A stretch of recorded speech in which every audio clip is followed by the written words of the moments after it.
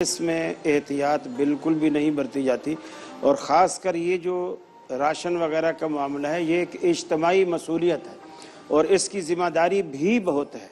नबी करीम सल्लल्लाहु अलैहि वसल्लम के सामने एक साहब आए और उन्होंने अपनी जेब में से जूते के 2 तस्मे निकाल के दिए और कहा कि मैंने खैबर के जंग में से ये 2 तस्मे उठाए थे।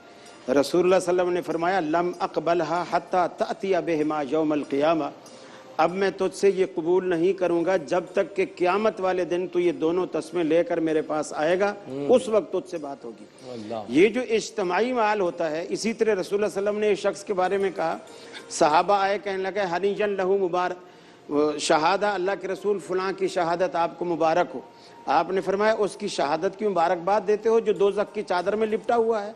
सहाबा हैरान हो गए, तो शहीद हुआ है, वो दोज़ख की चादर में कैसे लिपटा हुआ है?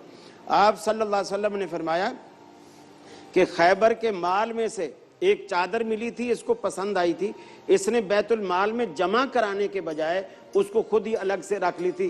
था बेशक ज़रूरतमंद था, लेकिन बैतुल माल में जमा कराता और फिर अल्लाह के रसूल से कहता है या रसूल अल्लाह मुझे इसकी ज़रूरत है, आप उसको दे देते, लेकिन उसने खुद ही रख ली कि हो सकता है मेरे हिस्से में ना आए। फरमाया उसके मरने के बाद अल्लाह ताला ने उसी चादर को उसके जिस्म के ऊपर लपेटा, दोज़ख की आग बनाकर उस चादर को। तो ये जो इज्तिमाई मसूलियत है बहुत ही सख्त है। वाकई लोग एहतियात नहीं करते, भले मदारिस वाले हों, मसाजिद वाले हों, जिस नाम से वो पैसा लेते हैं उसको उसी मद में। इसके साथ एक और बात बताएं। एक मिनट डॉक्टर साहब, एक मिनट। दूसरी बात ये कि इन्होंने कहा कि हम ज़कात को राशन, उसमें राशन की मद में, असल में राशन में आजकल इतनी बेएहतियाती जा रही है कि आप खबरें ये भी सुन रहे होंगे कि राशन लेने वाले वापस दुकानों पे आके बेच रहे हैं।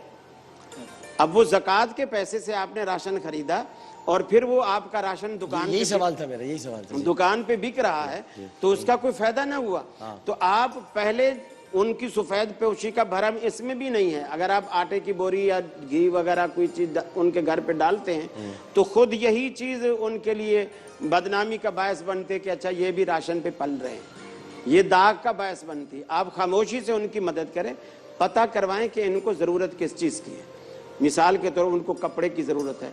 आप ईद के नाम पर, यार मैं अपने बच्चों के लिए कपड़े लाया था और जुनैद भाई मैं आपके बच्चों के लिए भी कपड़े लाया हूँ, आप उसके लिए, इसी तरह ईद आ गई, अब आप उनको मदद करना चाहते हैं, आप ईदी के तौर पर उनके बच्चों को जाएं लिफाफे में पैसे बंद करें। उन जो भी मदद आप करना चाहते हैं, बेशक वो ज़कात फंड से, आप उसको ना बताएं, आप ईदी के तौर पर आप उन सारे बच्चों को वही ज़कात, उसकी इज्जत नफ्स भी मजरू नहीं हुई और उसकी मदद भी होगी और सही जगह पैसा भी लग गया और सही तरीके से लगा। का सवाल और दोनों उलमा का जवाब, इसकी रोशनी में जिस नतीजे पर मैं पहुंचा हूं वो ये है कि मख्फी तरीके से देना या एलानिया तरीके से देना, इसमें कौन बेहतर और कौन ज़्यादा अजर रखता है, ये देने वाले की नीयत पर मुनहसर है।